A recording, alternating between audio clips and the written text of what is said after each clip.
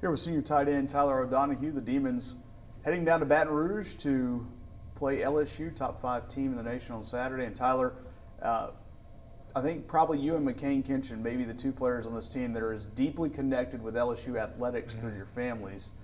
Your grandfather played baseball there, I believe. Your father played baseball. Your mother was an athlete. Your sister was an athlete. What does that mean for you to go down there and play with those family ties? My granddad was at Mizzou. My dad was at LSU, played ball. My mom and sister both high jumped there. So obviously there's a lot of family ties, but this is my family here. So it's fun to go back down there and sort of be a homecoming.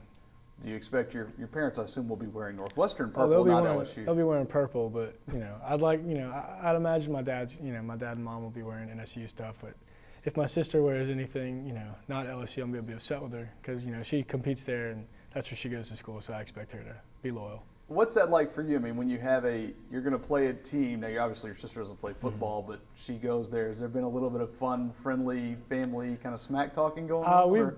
That's kind of our dynamic as siblings. We always just pick at each other and poke and prod. But at the end of the day, we love each other, and she's going to support me no matter what.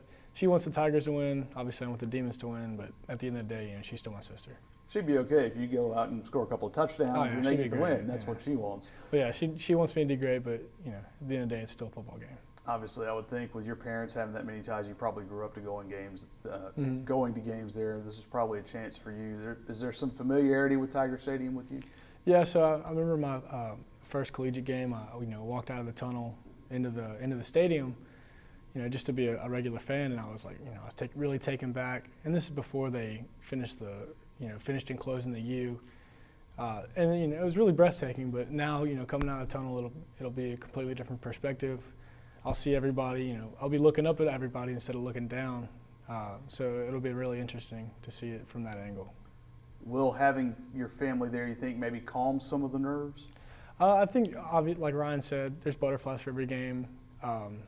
My family's at every, they try to be at all the games they can. So I don't know that that'll really play an aspect, but I think once we get rolling and once we kind of settle in, that everybody will settle down and the butterflies will die down. Obviously, you're from Denham Springs. You're from very close to Baton Rouge, but you also, the last couple of years, this program has played in some pretty big venues, including A&M last year when it was Jimbo Fisher's first game.